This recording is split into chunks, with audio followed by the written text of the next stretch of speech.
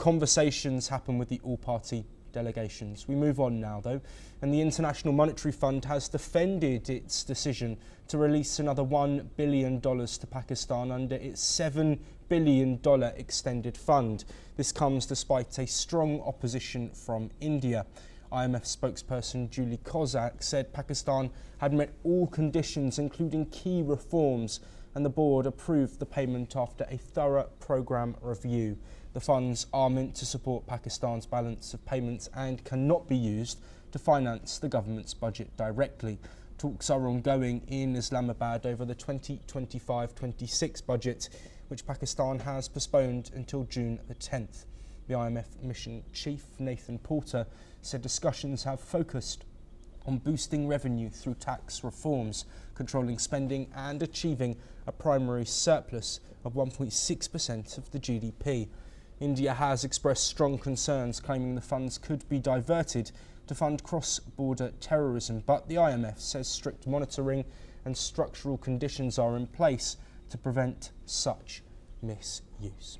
Well, joining us to discuss these developments is Dr. Jayjat Bhattacharya, the president of the CDEPR, who is joining us from New Delhi. Dr. Bhattacharya, thank you ever so much for giving up your time to speak with us. Let's look at these measures then that the IMF says will be in place to make sure that these funds aren't misused. How secure do you think those measures are, and do you think that this will prevent any funds going into something like cross-border terrorism potentially?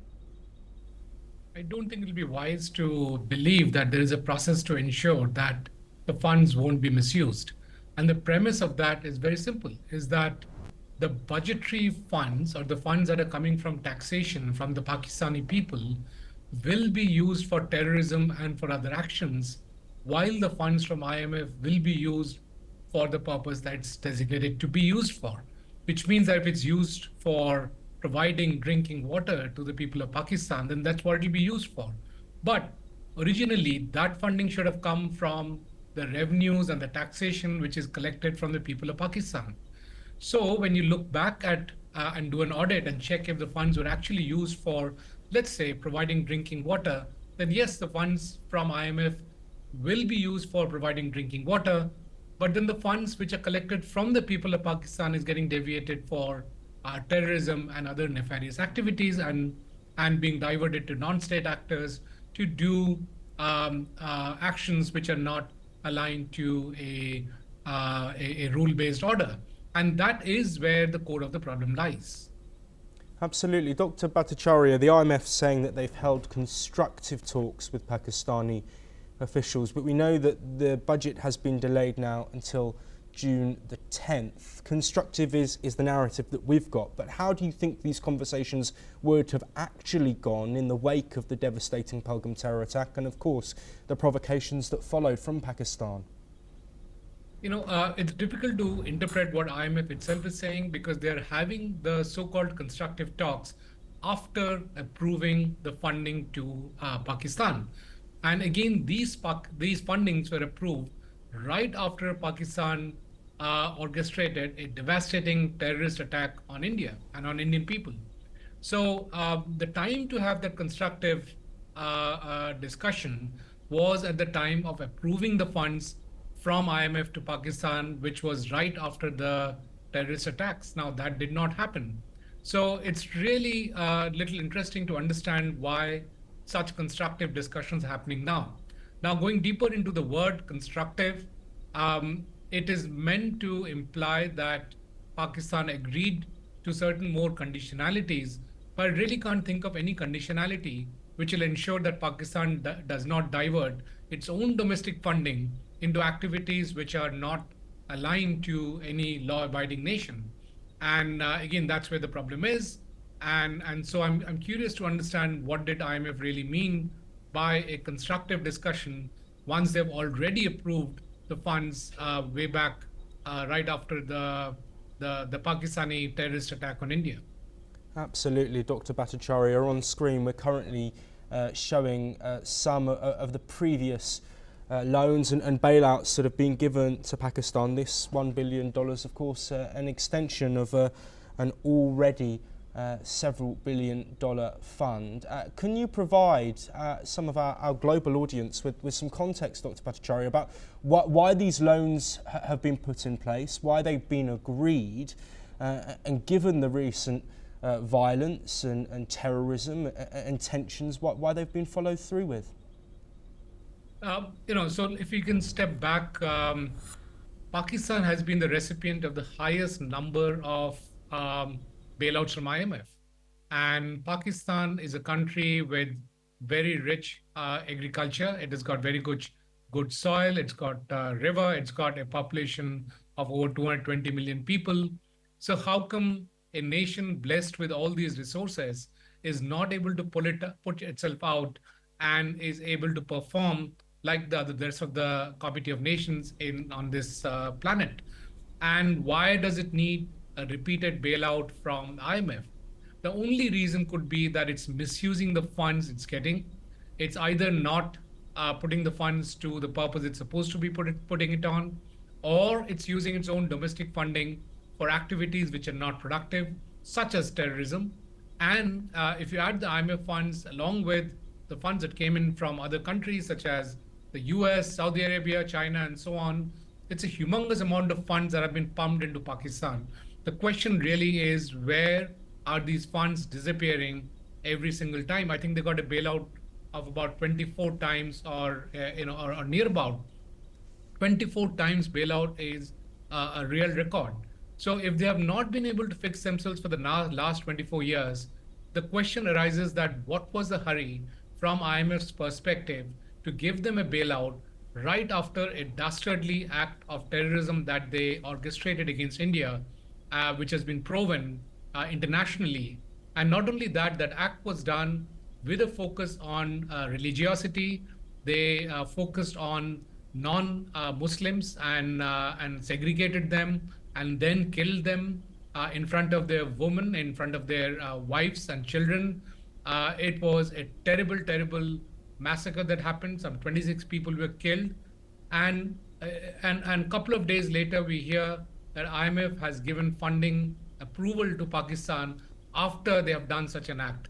So it becomes a really curious situation, especially when we look at it in the context of FATF, where FATF says that if there are entities involved in funding terrorism, they should be put on the gray list, the blacklist.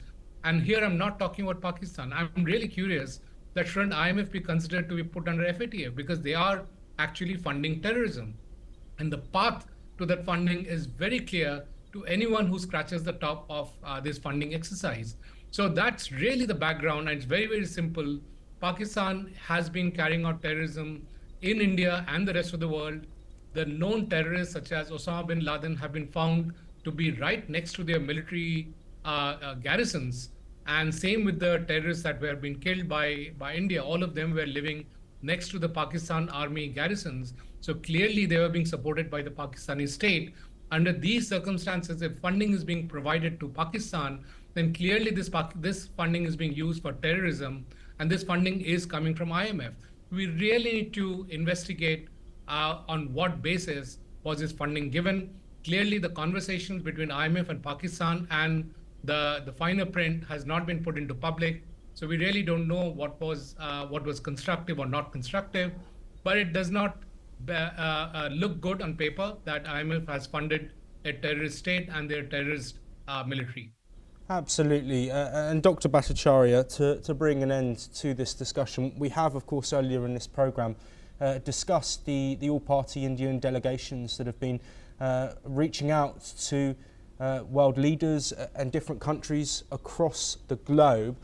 What role is there that is required from some of these Western countries and other leading economies who were also involved with the IMF to look at how these funds have continued to be dispatched and the efficiency of the money that is being given as loans? Whose responsibility should that fall on? Absolutely. I think very good question. And we also need to look into the background of this delegation going out, is that as soon as there was a conflict between India and Pakistan, where India was protecting itself from terrorism and therefore went ahead and destroyed the terrorist camps that Pakistan was refusing to destroy or dismantle. Right after that, the coverage that happened in the Western media seemed to be that India and Pakistan are on the same platform, that the victim and the aggressor are on the same platform, and they're having a war of 1500 years, as being told by some of the leaders of the Western world. It's kind of bordering on the funny, because Pakistan did not exist 75 years ago. Before 1947, Pakistan did not exist. And they came into existence on the basis of religion. It is the only country in the world which came into existence on the basis of religion. And then their head of military goes out and says that the Pakistanis and the Indians are very different because they are Muslims and they think in a different way than the rest of the world and the rest of the peace-loving loving people in the world. On cue, a couple of days later, there is a dastardly terrorist attack, which I just explained. What got covered in the Western press was extremely different. Post that, it was a downright military victory that India had. The air defense systems of Pakistan were shattered. A number of Pakistani aircrafts were downed. But what we heard is a propaganda in thin air from the Pakistan side that they are downed India's Rafale and multiple other aircrafts, which was a joke because there was no evidence whatsoever available. The satellite picture that was shown of some bombing that Pakistan did just had a black mark and did not correlate with the location that they said there was a bombing on, whereas India provided very, very clear, backed up claims of the military victory, the decisive military victory that India had, and the fact that Pakistan begged for this conflict to be ended. From India's side, the point was India never needed that conflict. India's sole objective was to remove the terrorist camps in Pakistan, which is done. It was the Pakistani military which reacted because they needed to consolidate their base in Pakistan.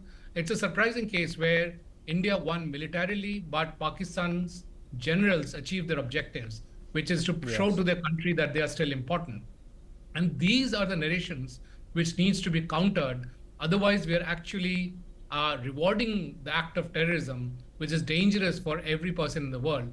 And that's where this delegation is going out to really put down what's happening on the ground and back it up with the proofs, which are very, very hard proofs, which I'm sure all other militaries in the world can check because they also have their military satellites and intelligence to double check what India is claiming.